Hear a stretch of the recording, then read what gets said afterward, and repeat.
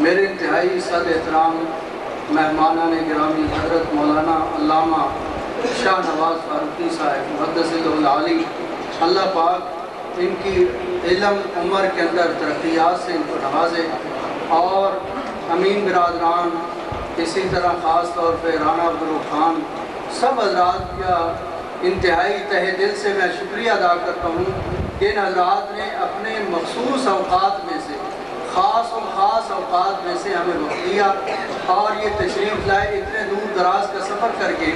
اللہ پاک ان کا آنا قبول کرے، ہمارا مل بیٹھنا قبول کرے۔ اللہ رب العزت کے دل سے التجا ہے کہ اللہ پاک ہمارے سب کے جائز حاجات کو پورا فرمائے۔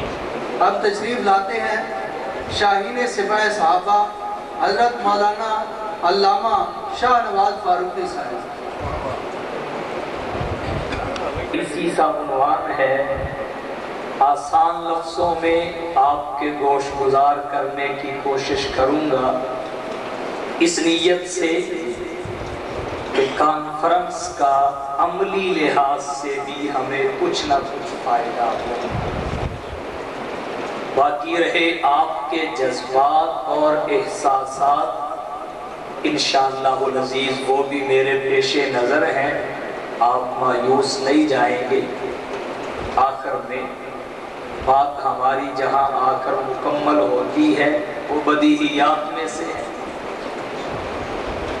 لیکن سیرت کے جس پہلو پر گفتگو کرنا چاہتا ہوں وہ حضور صلی اللہ علیہ وسلم بحیثیت داعی اور مبلغ،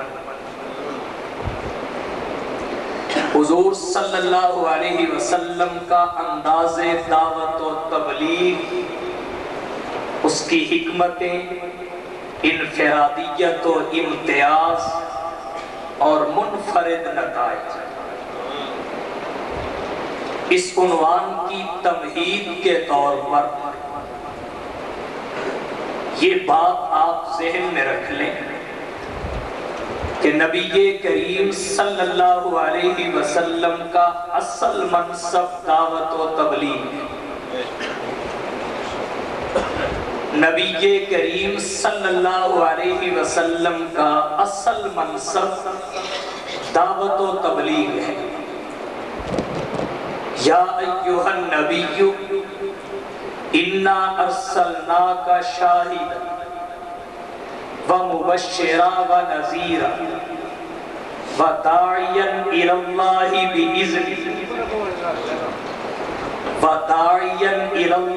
بإذنہ وسراجا منیرا۔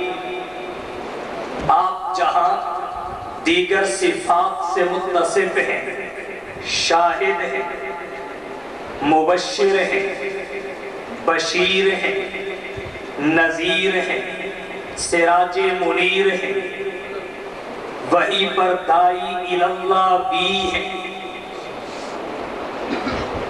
نہ صرف آپ بلکہ اللہ کا ہر نبی، اللہ کا ہر رسول، اللہ کا ہر پیغمبر اس کائنات میں داعی ہونے کی حیثیت سے تشریف لایا، تو انبیاء کا اور امام الانبیاء کا اصل منصب دعوت و تبلیغ ہے۔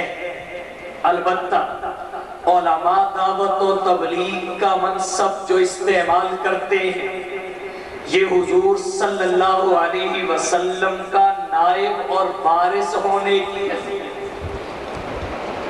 علماء، خطباء، مقررین، مبلغین اور واعظین اس منصب کو آپ صلی اللہ علیہ وسلم کا نائب اور وارث ہونے کی حیثیت سے استعمال کرتے ہیں، جب اصل منصب نبی کا ہے اور ہم وراثتاً استعمال کر رہے ہیں تو پھر ضرورت اس بات کی ہے اس دعوت و تبلیغ کے لیے اصول اور آداب بھی اسی سے سیکھے جائیں جس کا اصل میں منصب ہے۔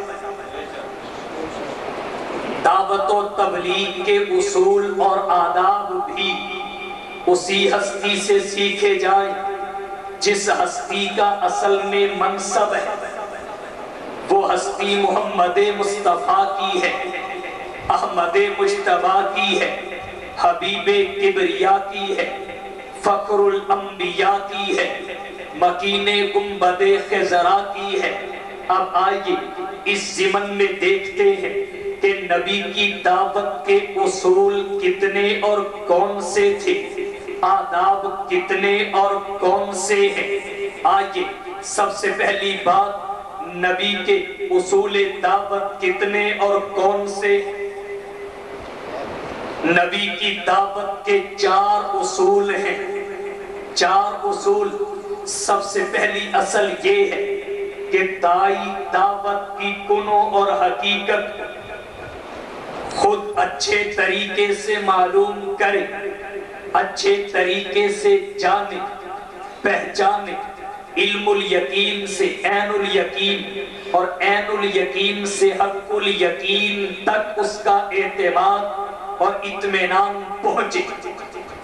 تو سب سے پہلی اصل دعوت کی خود داعی اس کی حقیقت اور کنوں کو، اسرار و رموز کو جانے اور پہچانے۔ دوسری اصل، پھر اس کو آگے منتقل کرنے کا آغاز اپنے گھر سے کرے، اپنے گھر سے کرے۔ کیوں؟ خود تو اس لیے سب سے پہلے جانے کہ اگر داعی ہی صحیح طرح نہ سمجھ سکا تو وہ دوسروں کو بھی صحیح نہیں سمجھا سکے گا۔ اور صحیح سمجھ کے آغاز گھر سے کیوں کرے؟ اس لیے کہ اگر جو مخاطب ہیں وہ اس دعوت کے خلاف بھی ہوئے اور انہیں ناگوار بھی گزری تو شفقت پدری اور مدری کی وجہ سے وہ رد عمل ظاہر نہیں ہوگا جو ابتدائی مراحل میں حوصلے کو پست کر کے رکھے۔ آغاز گھر سے کرے۔ تیسرے نمبر پر پھر گھر سے نکل کے والدین سے کراس کر کے کنبے قبیلے کے افراد تک اس دعوت اور پیغام کو پہنچائے۔ اب یہ کنبے قبیلے کے افراد محبت کے لحاظ سے والدین سے کچھ دور ہوتے ہیں۔ اب والدین کو اگر ناگوار گزری تو رد عمل کم ہوگا، پتہ چل جائے گا کہ کچھ برداشت کرنا ہے، پھر تدریج کے ساتھ آگے بڑھے گا۔ اگر رد عمل ہوا تو پھر بھی یہ سمجھ کے کم ہوگا کہ برادری کا تو ہے۔ چوتھے اور آخری نمبر پہ پھر دعوت ارباب اقتدار کے سامنے رکھی جائے۔ پہلی اصل خود کما حق ہو سمجھ ہو، دوسری اصل آغاز گھر سے ہو، تیسری اصل پھر قوم اور کنبے قبیلے کے سامنے رکھی جائے، چوتھی اصل پھر آخر میں ارباب اقتدار تک پہنچایا جائے۔ اور یہی وہ مرحلہ ہے جسے حضور صلی اللہ علیہ وسلم نے فرمایا افضل الجہاد من قال کلمۃ حق عند سلطان جائر۔ حضور کو حکم ہوا واتبع ملت ابراہیم حنیفا، یکسو ہو کر ملت ابراہیم کی پیروی کیجئے۔ ملت ابراہیم کیا ہے؟ اس میں دعوت کی یہی 4 اصلیں ہیں۔ حضرت ابراہیم نے پہلے خود دعوت سمجھی، اللہ نے سمجھائی۔ وَلَقَدْ آتَيْنَا إِبْرَاهِيمَ رُشْدَهُ مِن قَبْلُ وَلَقَدْ آتَيْنَا إِبْرَاهِيمَ رُشْدَهُ مِن قَبْلُ۔ ہم نے حضرت ابراہیم کو پہلے ہی رشد و ہدایت عطا کر دیا۔ کس سے پہلے؟ آئی قبل بلوغی، بلوغت سے پہلے، وفی قول آخر قبل نبوتی، نبوت ملنے سے پہلے۔ کیسے؟ کذالک نری ابراہیم ملکوت